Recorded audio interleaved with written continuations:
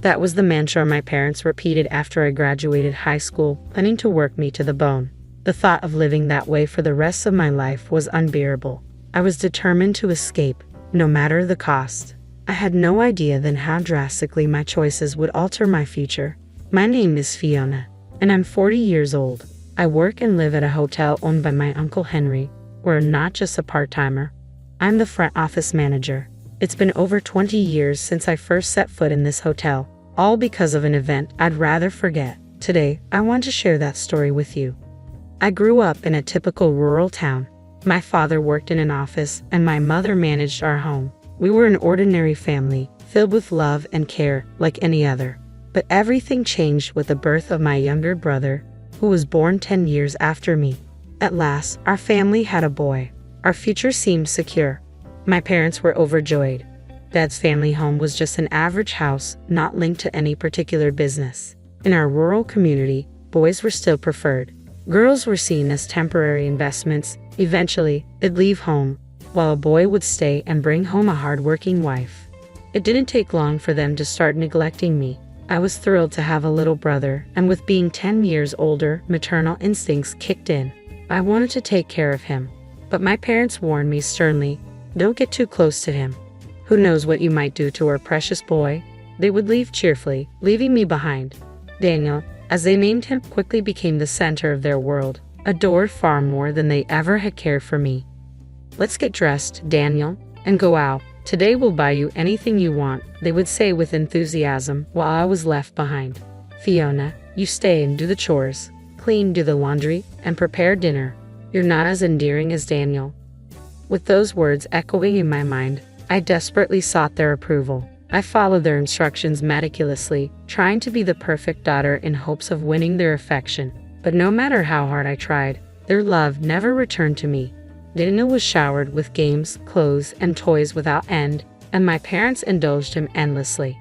Then, a new revelation came to light. Daniel is exceptionally smart, like a gifted child. They discovered he was highly intelligent, with exceptional abilities. According to Mom, a medical checkup revealed his IQ was above average for his age. "He is a genius. We've suspected it since birth," they boasted. "Indeed, you are our child. We look forward to your future." My parents' devotion to Daniel only grew stronger. Their indulgence reached new heights as they took him on trips to stimulate his curiosity and spent lavishly on his education. The money poured into Daniel's upbringing far exceeded what a regular salary family could manage. Our finances were quickly drained and poverty set in. In their quest to provide him with the best possible learning environment, my parents borrowed heavily from relatives and friends. By the time I was graduating high school, the worst was yet to come. "You don't need an education, do you? Once you finish high school, start working and earning money," they told me bluntly. I had never imagined that my own college dreams would be sacrificed for Daniel's education. I was eager to go to college and study, but my parents were enraged by my aspirations. "Our family isn't wealthy enough to waste money on someone useless like you. Your grades aren't even that great, so don't be selfish. Investing in Daniel is clearly a much better choice than spending money on you."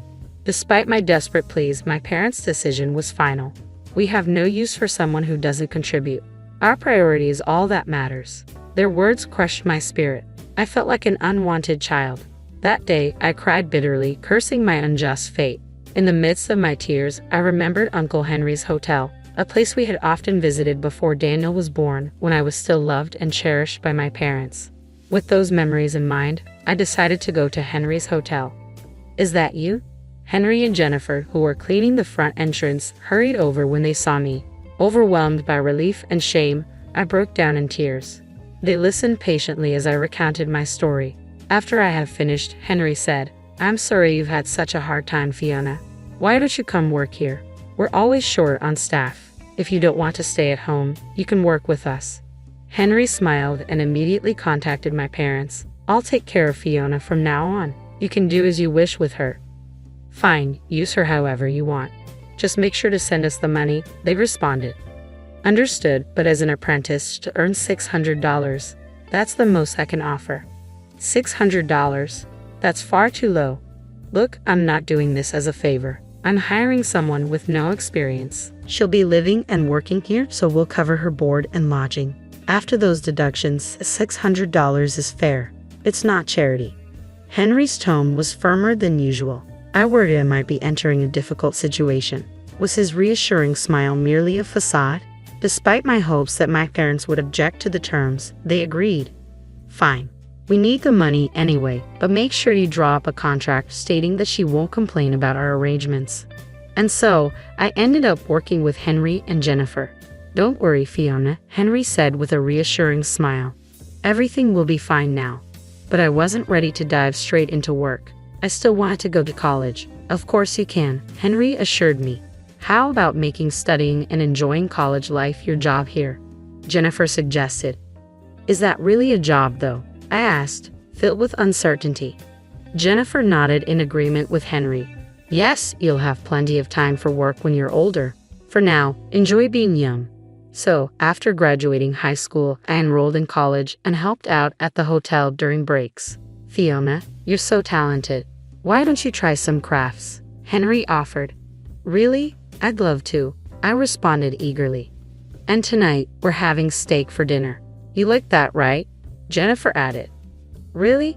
That's awesome, I said with a smile. Henry and Jennifer, who had no children of their own, treated me as if I were their own. After graduating from college, I decided to continue working at Henry's hotel. You don't have to feel obligated to stay here. There are other places you could work, Henry said. No, I love this hotel. I want to work here and learn more than I could at any other company, I replied.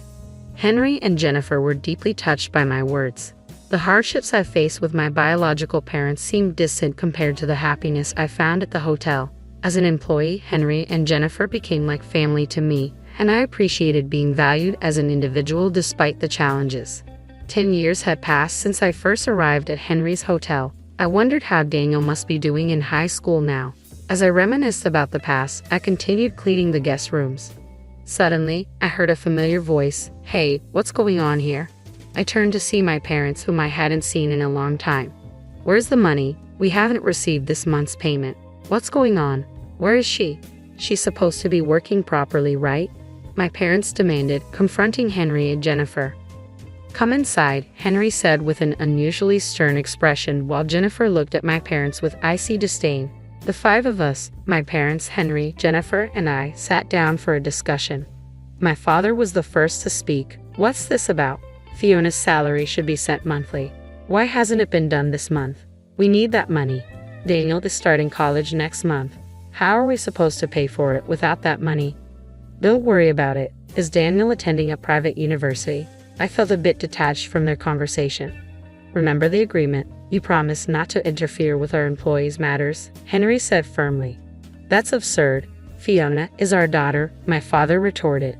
It's quite something for you to say that after neglecting her for 10 years and only caring about the money, Jennifer responded coldly. But their concerns remained focused solely on financial matters, as if on repeat. Just give us the money. Do you have any idea how expensive college is? Calm down. Daniel will be working at the hotel starting next month, Henry announced. What? Even I was taken aback by this news. Why is Daniel going to work here? My parents asked in confusion. I received a call from him last month. He was eager to work here, so he sent his resume and we conducted a phone interview. He impressed us, so we hired him on the spot, Henry explained with a smile. Hold on a minute. What do you mean? We don't approve of this without our consent, my parents protested. That's precisely why we're glad you're here. Please sign here to approve, Jennifer said, holding out a document. What? It dawned on me. Henry and Jennifer had anticipated that my parents wouldn't come unless it seemed like their own idea, so they had manipulated the situation to ensure their presence. Initially, the money was sent to you at Fiona's request to prevent Daniel from facing hardship. But now that Daniel is willing to work here, there's no need for those payments anymore. That's why we stopped the transfers, Henry explained. I had no knowledge of this arrangement, as I had left all financial matters related to sending money in Henry and Jennifer's hands. I won't accept this. Daniel is exceptional. He's not like those who are useless without a college degree, Dad exclaimed, pointing at me. Not attending college? What are you talking about? Fiona graduated from a state university, Jennifer said. A state university? When did you? I began to explain. I've already graduated and am working here at the hotel. What? I was speaking to my parents for the first time in nearly a decade when another guest entered. I'm living here from today, Daniel announced, clad in his hotel uniform. Daniel. Mom covered her face in disbelief. Daniel, you look great. Is the uniform fitting well? It's fine. I look forward to working with you, Daniel replied, bowing to Jennifer. Mom tearfully confronted Daniel. Daniel, you're a smart boy. You shouldn't be doing this kind of hospitality work meant for anyone. You're destined for more dignified work. I'm not smart. I had poor grades in high school, according to Dad and Mom. Doesn't that make me useless? No, we never meant that. You used those words to keep Fiona from going to college. Then I surely don't deserve to go, right? But nowadays, not going to college is considered embarrassing. As parents, you've embarrassed your own daughter by preventing her from pursuing her education. How does that reflect on you? We believed in your potential and invested heavily in you. That was never my request, Daniel replied. Each of my parents' words was swiftly turned back on them by Daniel's sharp wit. He's too quick, I thought, his responses more adept than a seasoned comedian. As my parents stood speechless, Henry added, You see, the kids have grown far beyond what you imagined. Mom countered, But what about the 18 years we spent raising him? Look at everything we've done for him. Daniel shot back, The same could be said for Fiona. Consider how much she suffered because of your selfishness.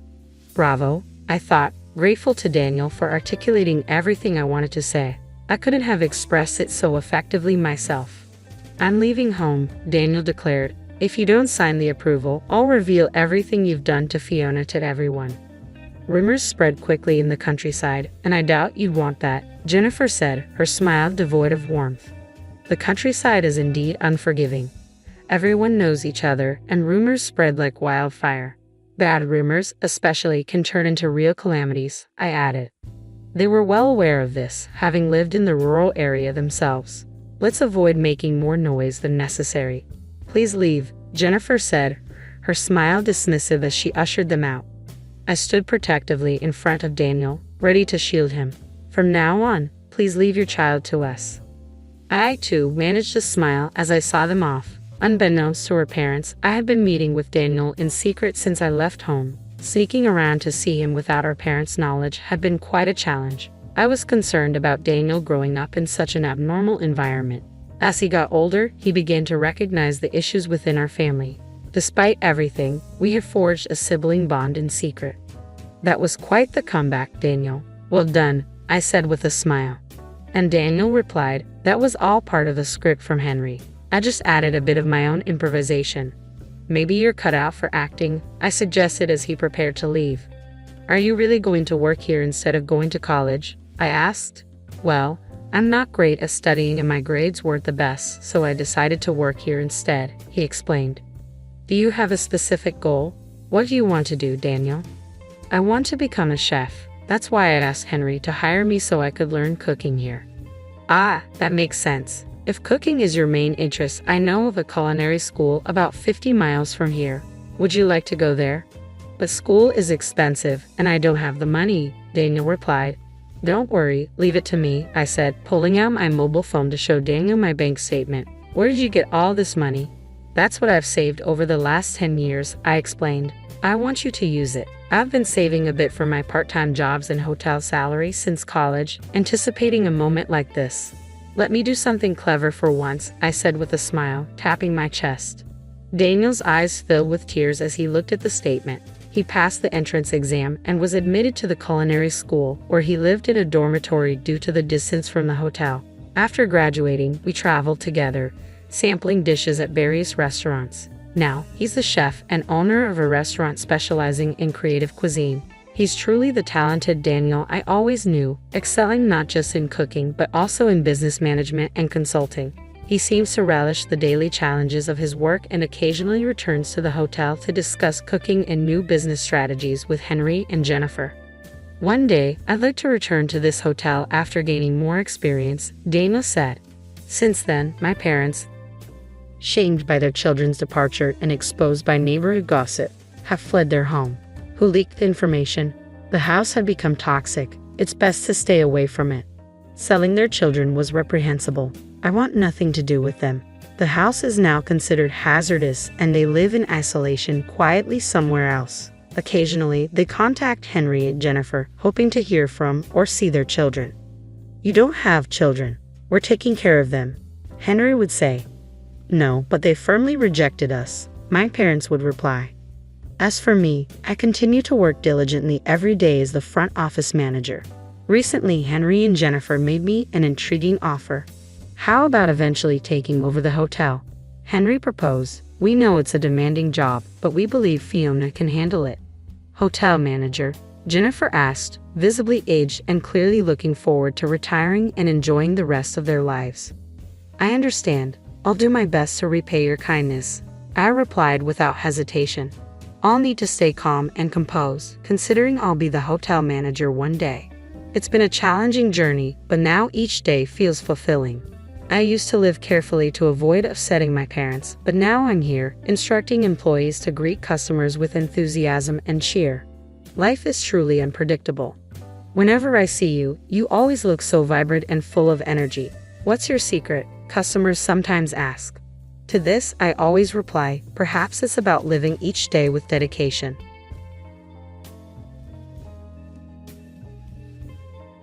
"Excuse me, you're in the way. Please move." "Alright then, what's my name?" "Kane. I'm a sophomore in college, just wrapped up my general education courses. Majoring in economics and gearing up for specialized subjects next year. Job hunting looms. And I'm weighing grad school too. My parents are supportive, giving me the freedom to choose my path, thanks to our solid financial footing. Dad's success in business means we've never struggled financially, and I'm truly grateful for that. Once I land a job, I'm eager to repay their generosity. But despite outward appearances, I've got my own challenges. It's about my brother and his wife. Rick, my older brother by 10 years, and I have never really clicked. Despite what others say about opposite gender siblings with a significant age gap not being close, Rick and I have always conversed plenty. Yet closeness eludes us. "Hey Kane, could you run out and grab some comics for me and pick up a notebook for studying? Use your own allowance, of course. Oh, and grab a drink too." I've been running these errands for him for years. When our parents were around, they'd sometimes intervene. But with both of them working, I mostly just went along out of fear. Even now that I'm an adult, this dynamic hasn't changed. It feels like it's only gotten worse. The tipping point came last year when Rick married Stacy, who's the same age as him. Stacy's attractive, but she's also pretty distant. I didn't warm to her from the start, and it turns out my instincts were spot on. "You have a sister. Your parents are well off. I wonder if Caitlin could give us $5,000 as wedding money," Stacy once remarked, despite knowing I'm still in school. Fortunately, my parents stepped in. "Kate is still a student living at home. The wedding gift will be the same as ours. Maybe a little extra," they replied firmly. But my brother and Stacy weren't satisfied. "That's not fair. You're an adult now. You need to pay up." "Yeah, we're family now. It's time to step up," they insisted. To avoid any drama, I reluctantly handed over the money my parents had given me. Frankly, both my brother and Stacy seemed pretty greedy. I had hoped to keep my distance, but they kept showing up at our house despite my objections. They never missed a chance to criticize me for living at home and commuting to college. "You're still living at home. You're not planning to be a freeloader forever, are you?" I don't want a sister who's just mooching off her parents. Seriously, even if your college is nearby, it's so lame. Why don't you move out? We could save on utilities and groceries, and there'd be more inheritance left for us. My brother said all this despite having commuted from home to college himself and even having to repeat 2 years. Stacy's remarks were just as cutting. My parents are still active and healthy, but she's already talking about inheritance. It's just tactless. I've held my tongue, fearing their reactions, but things have only worsened. Now, for some reason, they're bringing their belongings into our home, despite living just 30 minutes away in a spacious apartment. "Rick, this stuff is cluttering up the place. Why bring it here? You have your own home, don't you?" Mom finally spoke up, but Rick brushed it off. "This is my home too. What's the big deal? Besides, Kane has plenty of stuff here. Kane lives here, after all." "Well, I'm also a child of this house. You shouldn't treat your children differently. There's nothing wrong with keeping our things here. Stacy is part of my family now, so she's part of this household. Future in-laws, Rick will eventually inherit everything. Might as well get a head start, right? They continued to disregard my parents' warnings. Then, one day, things escalated further. On a weekend morning, I awoke to the heavy footsteps echoing through the house. Burly men filled every room, following my brother and Stacy as they shuffled belongings around, clearly hired for the task. What about this? Leave it there, but take that one away. Got it. Following my brother's commands, the men began moving drawers that belonged to my parents and me. They even started packing up my college textbooks and other daily essentials. Hey, what's going on? Stop this right now. Well, we were hired by them, one of the movers replied nonchalantly. No matter how much I protested, they paid no heed. Even my direct complaints were met with puzzled looks directed towards my brother and Stacy. Apparently, they had been hired for a handsome sum. Before I knew it, all the essential items were loaded onto a truck parked outside without a moment's pause. Oh, Kane, leave your money. We'll put it to good use. And please take those two old folks with you. You can keep your wallet, at least. Don't think we're heartless. We've rented a weekly apartment for you to stay with Mom and Dad. 2 weeks' rent is already covered. Go there for now. Your belongings will be delivered there soon. What? You can't. But before I could utter another word, they escorted me and my parents out into the yard. I stood there, stunned, gazing back at the house where I had slept just moments before. Reality hit me hard. I couldn't afford to freeze in shock. I'm an adult now, not just a child needing protection from my parents. I guess I'll have to take a break from college. I'll find a part-time job to get by for now. I wonder what happened to my bank book and seal. It would have been nice if my brother had set aside some basic funds for me, but I can't dwell on it all day. The only thing to do is head to the weekly apartment they mentioned. It's okay, Dad, Mom. I'm not a kid anymore, I assured them, turning to see their stunned expressions, undoubtedly feeling betrayed by my brother. It fell to me to lift their spirits. My expectations were shattered, but in a strangely positive way, huh? When I turned back, both of them were smiling. Well, that went better than I thought, didn't it? It happened quicker than we anticipated. What? Hold on, what's going on? As it turned out, they had suspected my siblings' plan all along. Since the moment they started moving their belongings, they had foreseen a day like this. But listen, Kane, people like them won't back down no matter what you say. If anything, they'll dig in deeper when confronted with reason. Exactly. You can't confront someone like Rick directly. Let them think they've won. They'll lower their guard. That's when you strike. What? So this was all part of your plan? Their smiles widened at my question. Your dad didn't build a company from scratch for nothing. It's time to teach you some of the skills that supported him, Kane. I'll show you how to handle situations like this. They suggested we head to the weekly apartment for now. I had thought we would go straight home to confront my siblings, but apparently that wasn't the plan. Following Dad's lead, I walked with a heavy heart, pretending to be deeply discouraged. I feel like we're being followed. Don't worry, Kane. Just act like you don't notice. People like Rick and Stacy thrive on tormenting others. They'll likely report back that we seem downcast. Keep playing along, okay? Taking their advice, I headed to the apartment. Once inside, they announced with renewed energy. Most of the plan has worked. It's time to turn the tables on Rick and his crew. At Mom's signal, Dad made a call. Proceed as discussed. He was arranging with a moving company. It appeared one of Dad's trusted employees was ready to oversee the operation. Soon, movers were streaming into our home. Boss, everything is proceeding according to plan. Your son and daughter-in-law appear to be quite surprised. Well, that's to be expected. Keep going. Through the phone, there was a murmur of live updates. Apparently, Dad had briefed the movers on which items to take. The sounds of safes and other valuables being moved filled the space. What's going on? Are you barging into someone's house like this? What's the deal? Excuse me.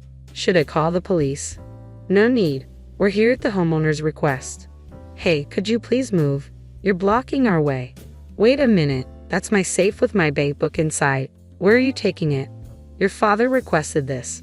We're moving it to the new house. What's happening here? I was just about to open that safe. It's your father's decision.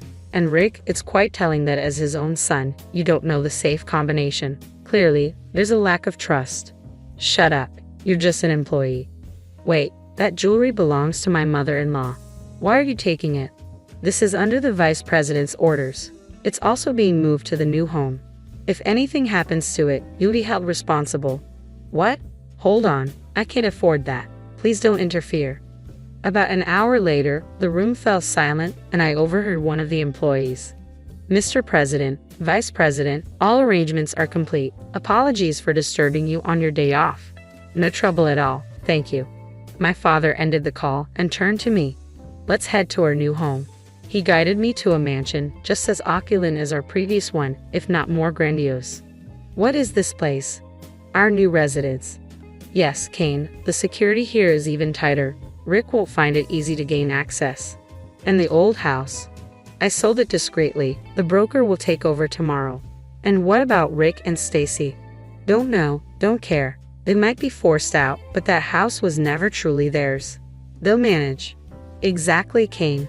We have a lot to do today with the move. We need to get everything settled by tonight. Encouraged by my parents, we all got to work. We familiarized ourselves with the layout of the new house and began organizing our rooms and living spaces. By nightfall, everything was in place. That evening, I was so exhausted that thoughts of Rick slipped away, and I fell into a deep sleep. The next morning, after a refreshing rest, my parents filled me in. They had been planning for this day since Rick got married. Rick has always been like that, and I suspected Stacy would follow suit, so I had a contingency plan in place. Moving into this house was part of it. It's a secret even from Rick, ensuring our peace here. What about Rick? I doubt they'll stay quiet after all this. You're right, Rick and his group are upset, but we have a top-notch lawyer from our company. It's clear who's in the wrong here, don't you think? Absolutely. Dad's legal advisor contacted my brother. They've been warned that any further attempts to harm us will result in a lawsuit. If that's how it's going to be, count me out. Upon hearing this, my brother abandoned his plans to seize our old home. They were left empty-handed, but that wasn't the end of it. Turns out my brother couldn't find a job after college. He was only working at Dad's company out of sympathy. There's no place for someone like you here. You're not my son anymore. Consider yourself fired. Following this incident, my brother, who lacks skills to begin with, appears to be struggling to secure new employment. Stacy, who valued money above all else, was furious. Rick, you're worthless without money? I want a divorce. She said that, and they divorced. But Stacy didn't escape consequences either. Dad spoke to Stacy's employer about the situation. They couldn't afford to keep her, especially if it meant jeopardizing a crucial client relationship.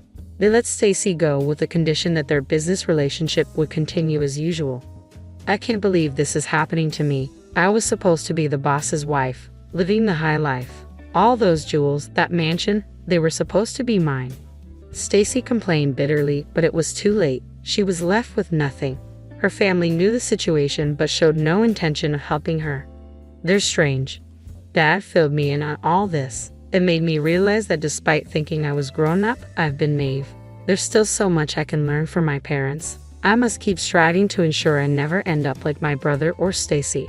Luckily, I still have time before graduating from college, so I'll keep working hard, following my parents' example.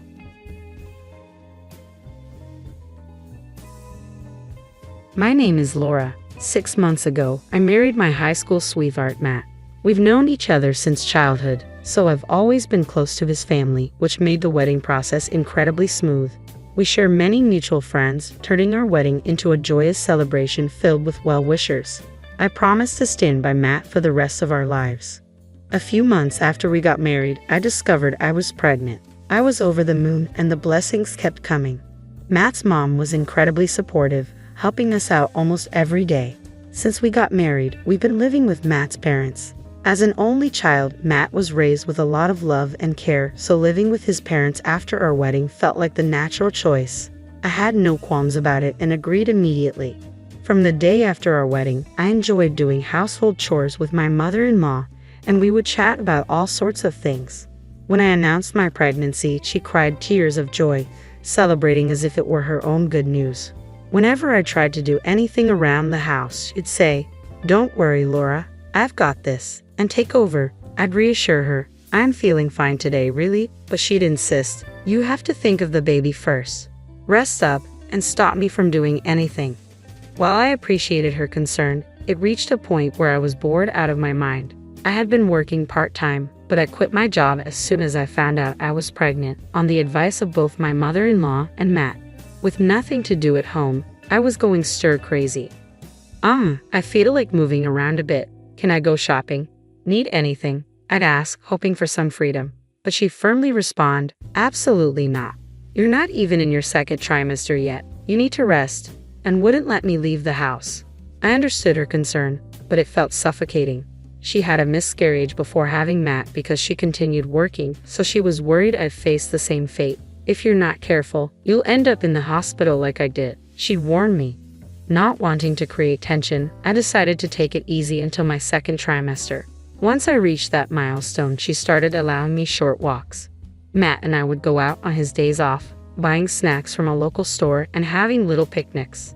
Sometimes I'd go for a walk with my mother-in-law while shopping. She even started cooking with me again. I realized she was just deeply concerned for me during the early stages of my pregnancy. At 38 weeks, my water broke while I was climbing the stairs at home. With Matt and my father-in-law at work, my mother-in-law quickly drove me to the hospital. Matt had already coordinated everything with the hospital, so by the time our baby Brian was born, he was right there with us. Matt was the first to hold Brian. "Oh, he's so adorable," he said, his eyes welling up with tears as he lovingly gazed at our newborn.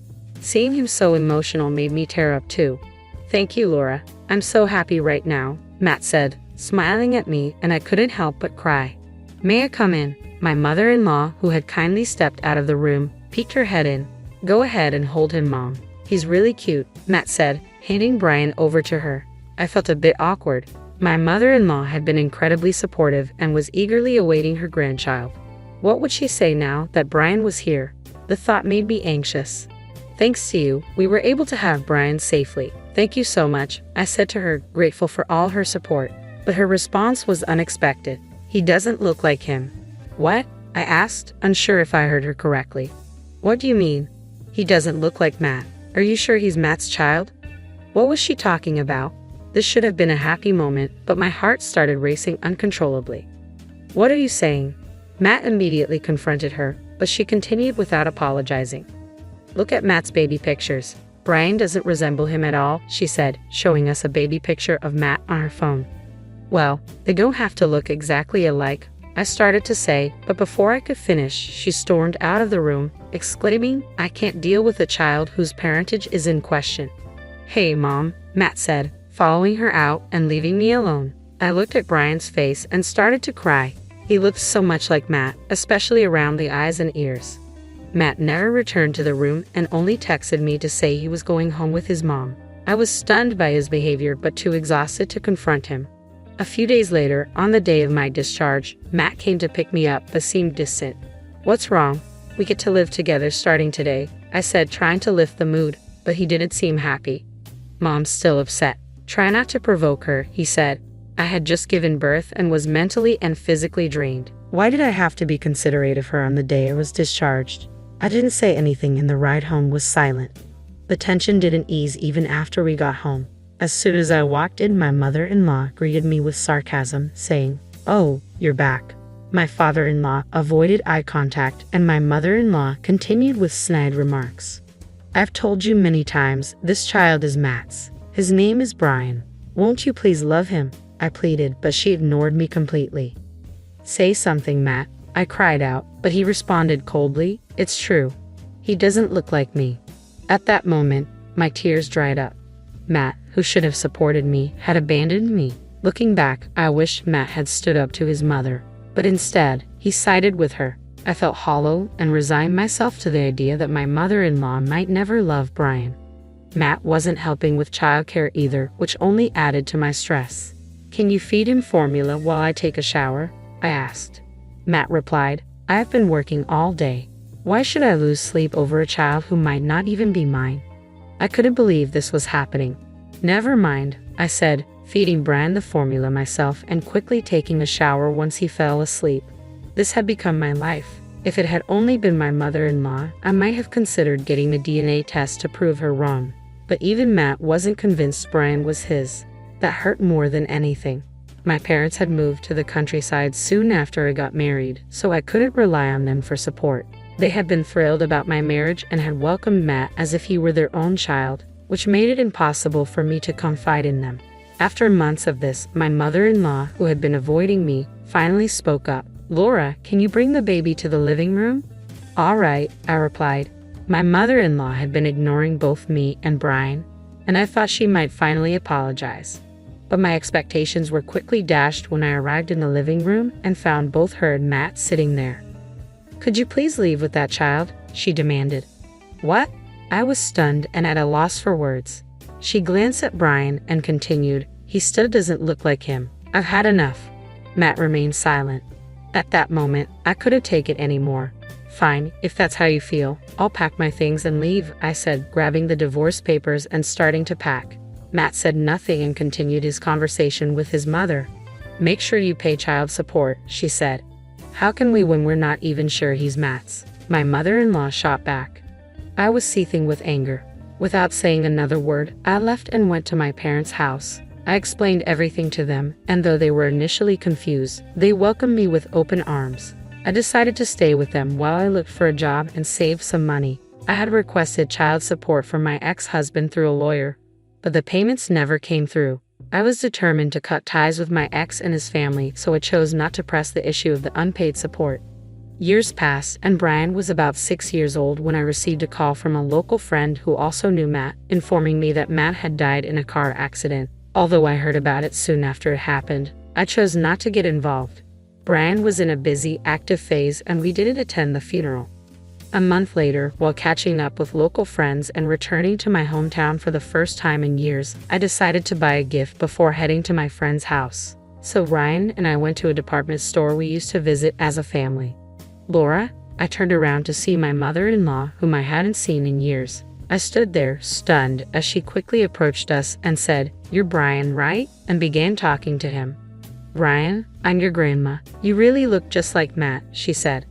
I couldn't tolerate hearing that. "Enough is enough. Because of you." "Wait," I started, but she cut me off. "Don't be so angry. I've wanted to see you for so long." Feeling my frustration rising, I said, "Excuse us," and pulled Brian away, leaving the scene. "Was that Grandma, Brian asked. I had kept his grandmother's identity a secret until now, but Brian, now in elementary school, was genuinely curious and kept asking, "Is it Grandma supposed to be your mom? Who was that lady?" I couldn't avoid it any longer, so I explained it to him in simple terms.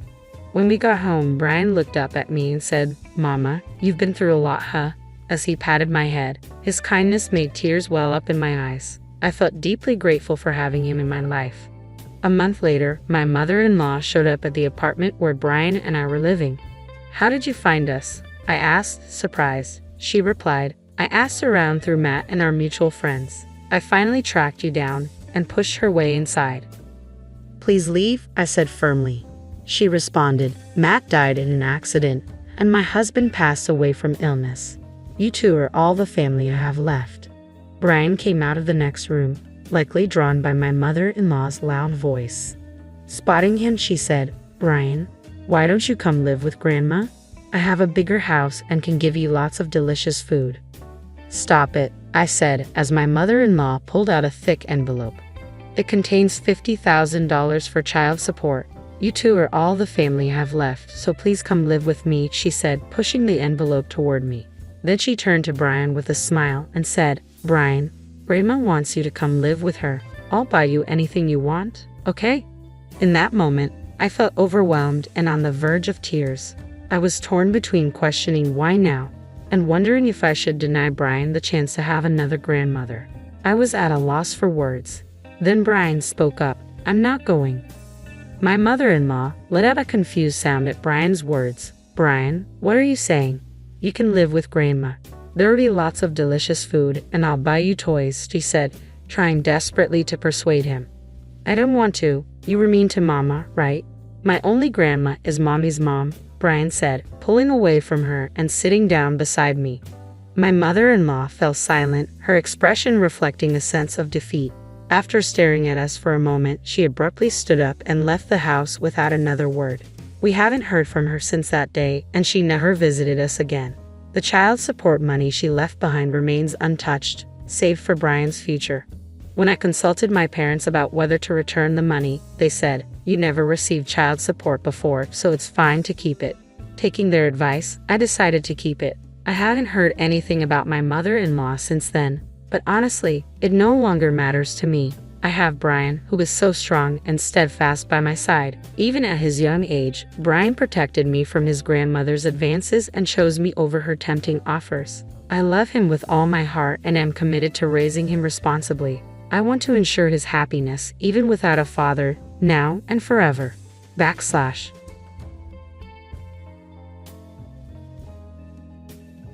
I had always been a low-key person, but for my high school reunion, I decided to go all out with my makeup. To my dismay, no one even remembered me. "Excuse me, who are you?" Jennifer asked. She had been dabbling in amateur modeling since our school days. "Wow, you're so caked up, I could even recognize you." Incredibly, Jennifer splashed her cup of water on my face. With my makeup ruined, I suddenly felt exposed, as if a spell had been broken. Just then, I heard murmurs from my classmates. "Wait, are you?" "Yes, I'm not the same person I used to be. My name is Sarah, a 20-year-old literature student at a private university. While many college girls are into fashion, I've never had an interest in it. I'm still that low-key person. People say you'll get into fashion in college, but that never happened to me. Even now, I look the same as I did in high school. I only tuck my hair behind my ears when eating. Otherwise, my face remains mostly hidden, and that's fine by me. Being inconspicuous, almost like air, suits me perfectly. I've loved reading since I was a kid. In elementary school, while everyone else ran to the playground, I headed to the library. I can't remember if I loved books first or if I went to the library to fill a lonely void, but I definitely love reading. Inside books, there's a world that I don't know about. Books add color to my otherwise monotonous life. Reading was my only hobby, especially since I wasn't good at sports or socializing. In high school, reading alone wasn't enough, so I started writing novels. I would hide behind my long hair and secretly observe people for story ideas. In my world, exciting things were always happening, things I would never experience. Just like reading books, observing the real world was fascinating. "Sarah, tuck your hair behind your ears. No one can talk to you if they can't see your face." Well, I guess I'm the only one who would. Jennifer, who was way out of my league, would occasionally come over to my desk to talk. She was an amateur model known as the rich high schooler. I never understood why Jennifer picked on me, but she wasn't bullying me, just teasing. She was indeed pretty and wore high-end brands, but she never became material for my novels, so I ignored her. My hobby of writing novels, which began in high school, continues to this day, and I even post my works online. One day after college, I dashed off to a publishing house in Boston. The scenery from this unusual train ride seemed more vivid than ever. Oh man, I'm so nervous. For the past week, my heart has been racing, and it's all I can do to keep my composure. My heart is pounding, and it's reaching its peak now. Next, please. "Nice to meet you. I've been a fan of Miss Williams since middle school." I poured my feelings into those words, probably speaking more openly than I ever had before. By the way, Miss Williams is the author Emily Williams, whom I adore. Today, her new book launch event is happening at this publishing house.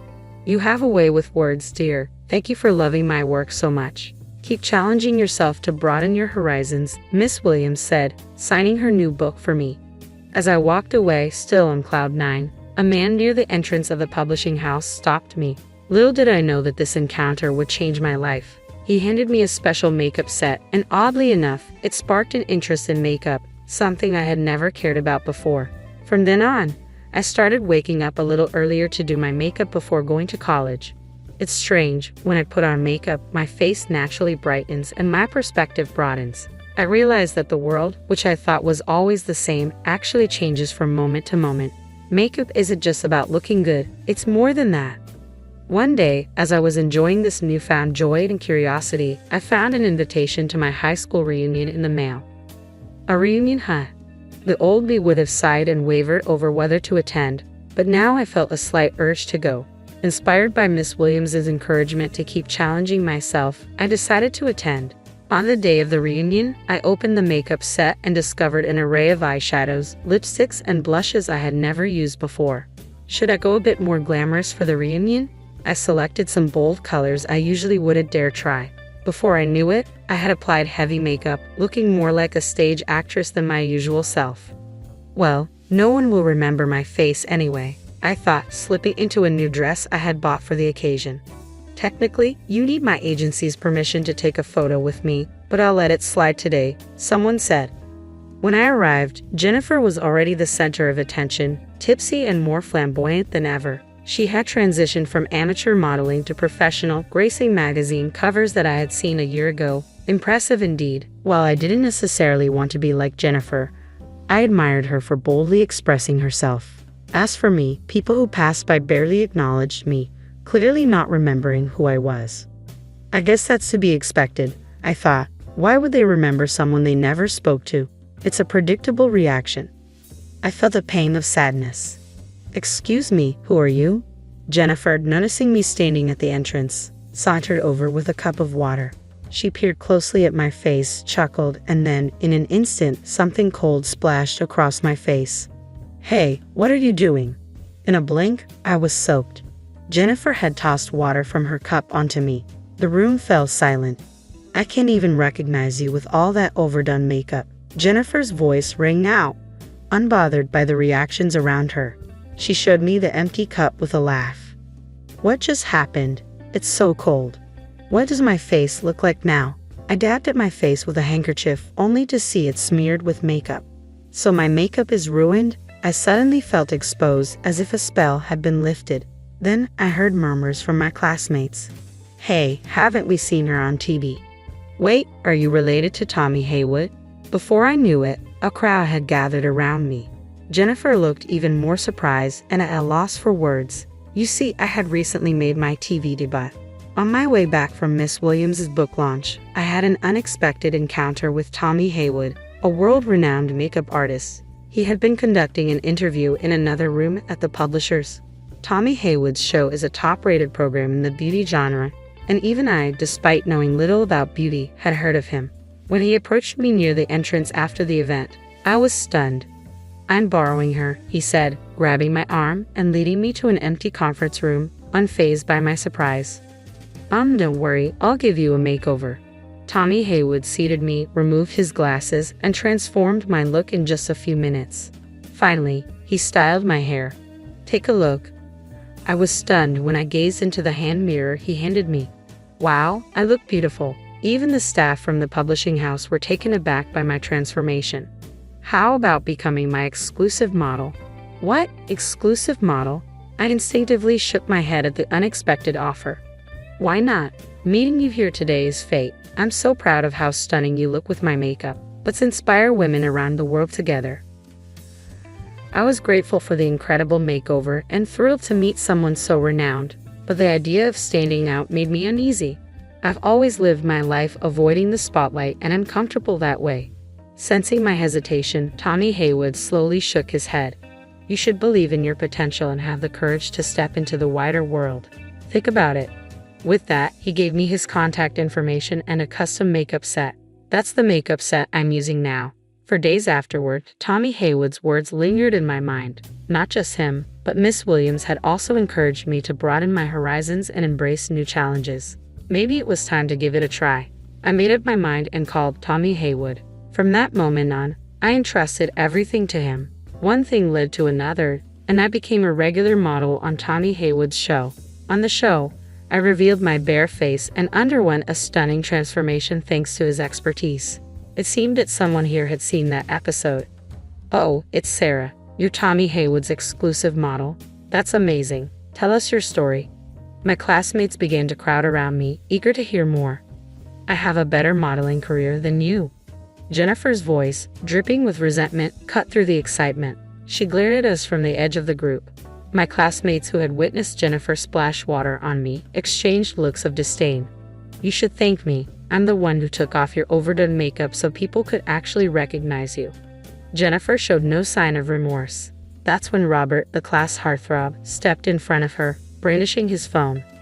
Jennifer, you're so predictable. Most of your Instagram photos are stock images, aren't they? What are you talking about, Robert? That's not true. Well, the American store you posted about recently has been under renovation for months, and someone saw you in Boston just a few hours before you claimed to be in Paris. Robert continued to press Jennifer, who was visibly flustered. "You're not actually getting any modeling gigs, are you? That's really mean." Jennifer, clearly shaken, couldn't handle the cold stares from our classmates and stormed out of the room. "Lies have a way of catching up to you," one classmate murmured. Later, I heard that many classmates had been following Jennifer's Instagram and were growing weary of her fake posts. "Sarah, you dropped this earlier." Robert handed me Miss Williams's book, which had fallen out of my bag when Jennifer splashed water on me. "Thank you." After that, I ended up talking more with my classmates than I had in all 3 years of high school. Engaging with the people around me wasn't as difficult as I had imagined. Everyone has their own thoughts, ways of living, and uncertainties. I knew this, of course, but hearing it firsthand was different from reading about it in a book. I'm glad I attended the reunion and truly grateful I found the courage to go.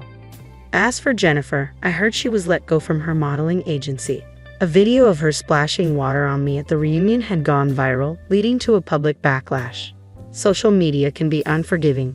While I questioned the person who posted the video, I hope Jennifer learns to live authentically and without deception. 3 years have passed since then. "Sarah, could you come over now?" The call led me back to the publishing house where 3 years ago I first met Tommy Haywood and spoke with Miss Williams.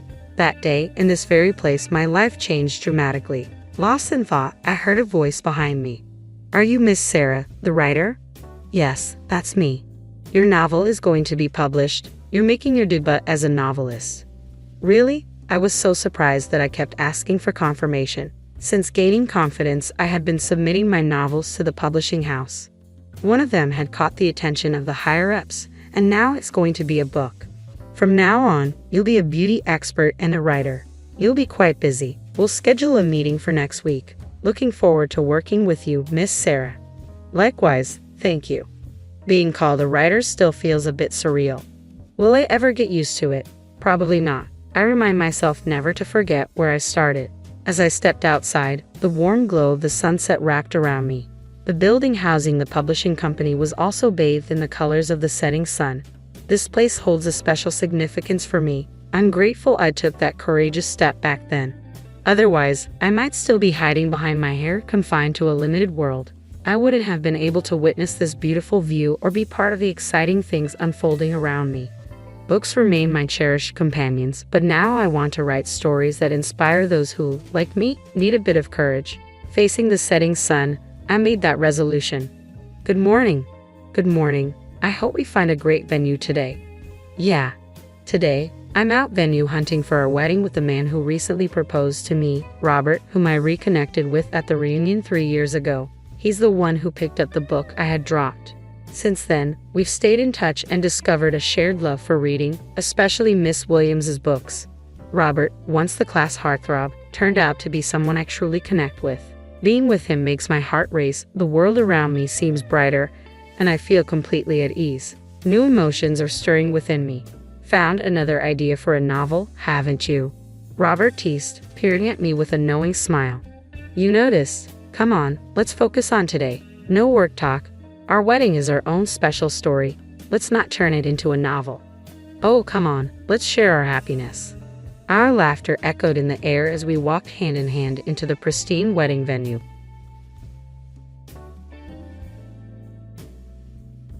"From now on, we'll handle the house ourselves. You should find somewhere else to live," my brother and his wife declared.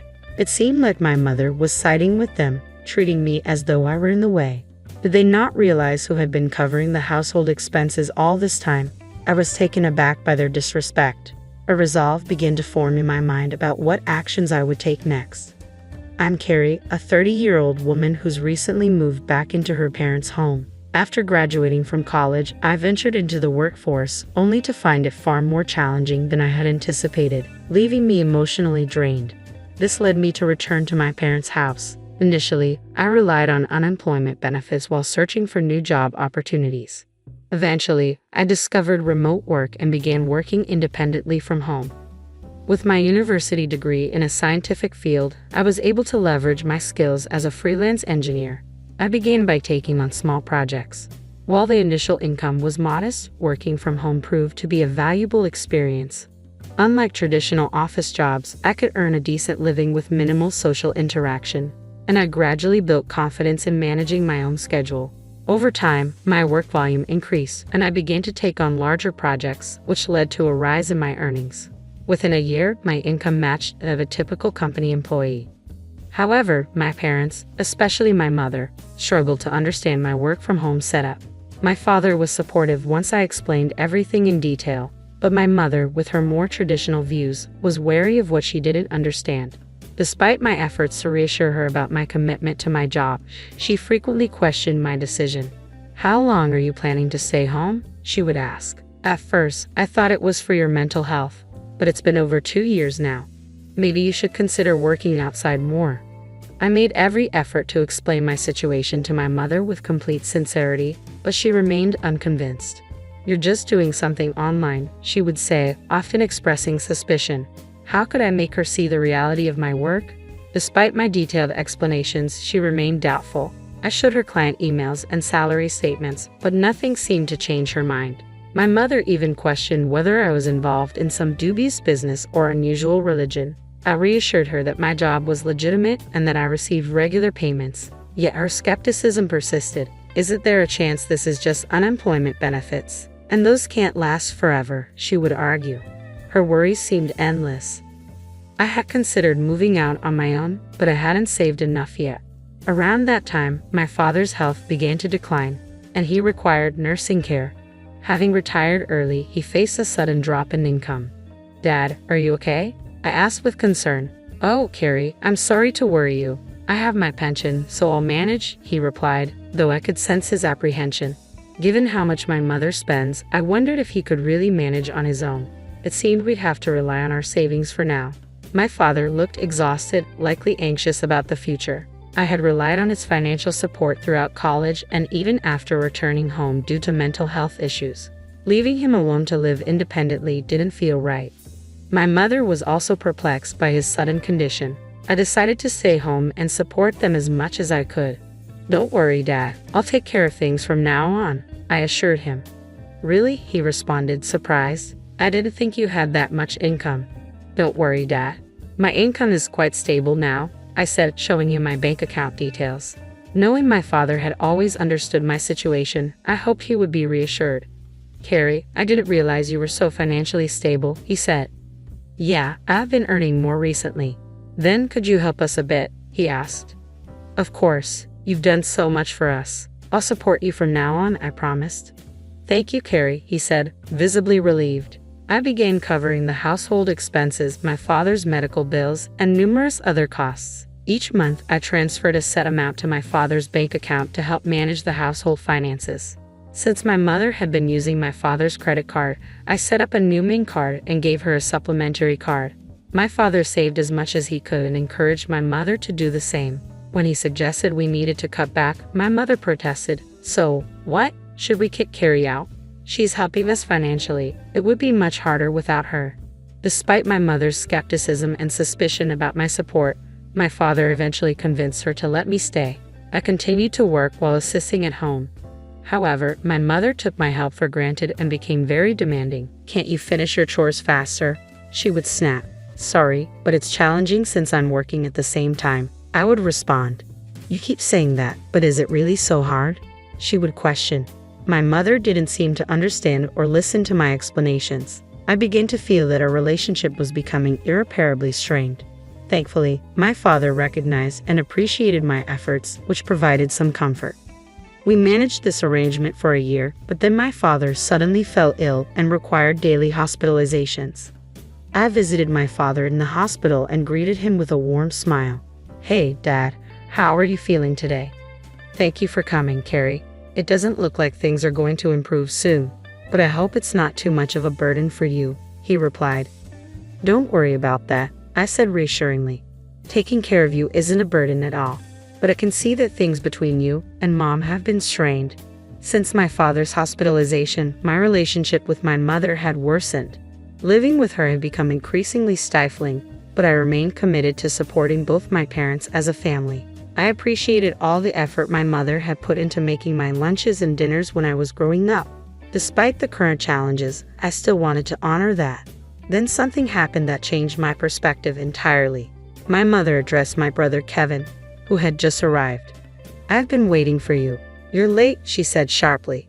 "Sorry, Mom. I've been really busy," Kevin replied. "Hi, mother-in-law," Mary greeted. "Hello, Mary. Thank you for coming," I replied, still in shock. I approached my brother Kevin and his wife Mary, who both gave me a frosty look. Then, out of the blue, my brother said, "We're going to be living here too from now on." "Wait, what? Why?" I asked, taken aback. Mom was concerned. She thought it might be too difficult for you to manage the house on your own while Dad's in the hospital, he explained. I turned to my mother, hoping for some clarification, but she simply looked away. "I see," I said, trying to process the situation. My brother continued, "We hope this will help ease Mom's worries. We'll support you, Carrie." Mary, with a hint of a smirk, added, "I had a feeling there was more to this decision than just helping Mom." My mother said, "Thank you both for coming. Carrie, I hope you're prepared to contribute a bit around the house. Otherwise, it might be difficult for you to stay here." Although I hadn't expected my brother and his wife to move in, I knew that my brother, who graduated from a prestigious college and worked at a reputable company, must be earning a good salary. Still, I was putting in my own effort and wondered if they could manage without my support. Life with my brother and his wife proved to be more challenging than I had anticipated. "Perry, are you still asleep? Get up and make breakfast," my brother's wife shouted, banging on my door. "I'm already up. I start working early," I replied. As a morning person, this was my most productive time of day, and I preferred to work undisturbed. "Really? Then get moving and prepare breakfast," she insisted. "Do I really have to make everything myself?" I asked, feeling frustrated. Our family usually had a relaxed morning routine, eating whatever we wanted whenever we wanted. My mother and my brother's wife were both home, so I assumed it would be normal for my sister-in-law to prepare breakfast for my brother. "We're living together now, so we need to cooperate," my sister-in-law replied. Reluctantly, I helped prepare breakfast, but it seemed like my efforts weren't enough. "Is this all you've prepared for breakfast? It's not sufficient," they criticized. I had made a breakfast spread of soft scrambled eggs, a crisp lettuce salad, fresh buttered toast, and juicy sausage. I thought it was a decent meal, but clearly I missed the mark. "Well, if it's not to your liking, you don't have to eat it," I retorted. The three of them looked taken aback. "What's with that attitude? Who do you think you are? This isn't acceptable. You need to pitch in with the housework," they scolded. "But I have work to do too," I protested. "Oh, work? Really? What kind of work is that? Are you serious?" My brother and his wife shot back, their disbelief evident. My brother, in particular, seemed to constantly belittle me, likely influenced by my mother. He mocked my concerns. This was consuming a significant portion of my work time. I grabbed my laptop, shoved it into my bag, and left the house. "Wait, where are you going?" my brother called after me. Ignoring him, I headed straight to my father's hospital room. When I burst in, he looked up at me surprised. "Carrie, what's the matter? You seem flustered," he asked. I quickly explained the situation to my father. His expression turned to one of shock as he listened. "I had no idea they were treating you like this." "I'm so sorry, Carrie," he said. "Don't worry about it. You should follow your own path. I'm sure your mother would feel more comfortable if Kevin were around. You don't need to stay in a place where you're not happy. All I want is for you to be content, so live your life as you see fit." "Thank you, Father," I replied, feeling reassured. Encouraged by my father's words, I decided to move out. When I returned home that evening, I was met with a tense atmosphere. My mother, brother, and sister-in-law looked at me with stern faces. "Where have you been?" my brother demanded. "Kevin, weren't you supposed to be at work?" I asked. "Because of you, I had to take the day off," he retorted. "Taking a day off for that reason seems excessive," my sister-in-law added. Inside, I was taken aback by how easily my brother took a day off work. It seemed incredibly irresponsible to me. As the evening went on, the tone of my brother and his wife grew increasingly harsh. "Just leave," my brother said abruptly. "Why?" I asked, startled by his sudden hostility. "What's going on?" "From now on, the three of us will be living together," my brother continued. "If you don't want to stay, then you should go. We don't need someone like you, who only adds to the tension, to be a part of this."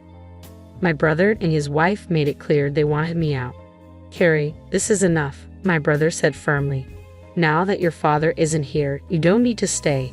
For some reason, my mother, like my brother and his wife, began to view me as a hindrance.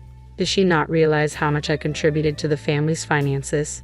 She regularly indulged in branded goods, but how would she cope if her spending money was cut back? I was infuriated. No matter how many times I tried to explain my role, my mother, brother, and sister-in-law ignored me. Their rudeness was too much to bear, so I decided to take a drastic step.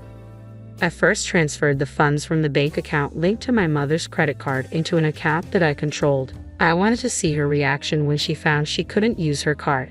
Additionally, I moved some money from my father's account, which was meant to cover family expenses, to the same account. Only my father's medical expenses could still be paid from his separate account, which my mother was unaware of. As a result, a significant portion of the family's financial responsibility shifted to my brother and his wife. Although I didn't know the details of my brother's income, I was certain he would feel the impact more than ever. After completing all the necessary arrangements, I packed up my belongings and announced, "I'm leaving this place." My mother, brother, and sister-in-law were visibly shocked by my words. They had harassed me relentlessly but hadn't expected me to actually take action. Their surprised expressions were almost satisfying. "Finally leaving, are you? I've never met someone so troublesome. You won't be coming back, will you?" My brother said, his tone dripping with disdain. Their constant belittling was astonishing. "Of course not. Don't bother contacting me," I replied firmly.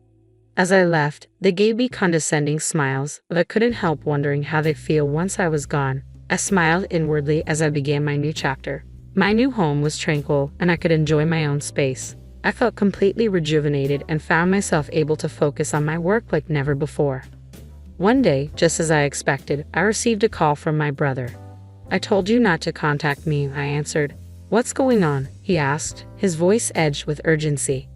"I heard you were responsible for handling all the money transactions at the family home. Is that true?" His surprise was evident. "Yes, that's correct," I confirmed. "Why are you asking now? Why did you tell me about this? We had no clue."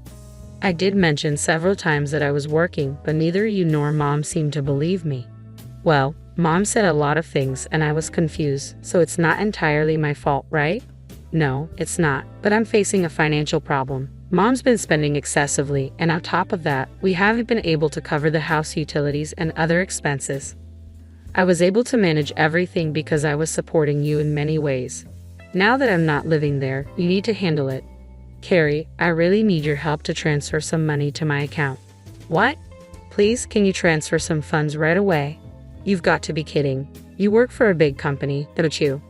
"Actually, I was let go from that job." "What? Why?" "I made a big mistake," my brother admitted. "Was that before you moved back into our parents' house?" I asked. His response left me momentarily speechless. I suspected my brother had returned to our parents' house under the assumption that there was ample money available. He likely thought the household would be supported comfortably by my father's pension after his retirement. It was tempting to tell him that I had been managing the family finances, even though it appeared I was doing nothing. I could almost picture his surprise upon realizing that I had been keeping the household finances afloat while he had assumed everything was stable. The same went for my brother's wife and my mother. "We need your help," my brother's wife said urgently. "Our savings are nearly depleted." My mother said, "Your father is really upset about this. He says he won't contribute any more money to the household. We're in a terrible situation." "You know what? I've done enough. You're all healthy, so you should work hard and support yourselves. I'll be cheering you on from afar." I heard a panicked voice on the other end of the line. "Think about your actions. I'm hanging up now, so don't call me again." "But Carrie, wait." I then distanced myself from my brother, his wife, and my mother. My father also decided he could no longer continue living with my mother and sought legal advice. He moved to a different hospital and settled quietly in a new location. Fortunately, I was able to visit him every day. A friend updated me on my brother's recent situation. He had moved into a small apartment and seemed to be living on a tight budget. My mother, who had been a homemaker for years, was struggling with the demands of her new job. My brother, accustomed to his position as a college graduate, found it hard to take advice from younger colleagues, and his part-time job didn't last long. Among them, my brother's wife was the only one who worked diligently to support the family, but the pressure eventually proved too much for her, and she left. Now, my brother and mother are trying to manage together. Unfortunately, my mother's habit of overspending hasn't changed, and her debts are continuing to pile up. While I'm concerned about her, I can no longer assist her. I'm focused on thriving in my own comfortable living space, steadily increasing my income, and considering new ventures. I'm also making it a priority to visit my father daily and cherish our time together, hoping to see his cheerful smile more often.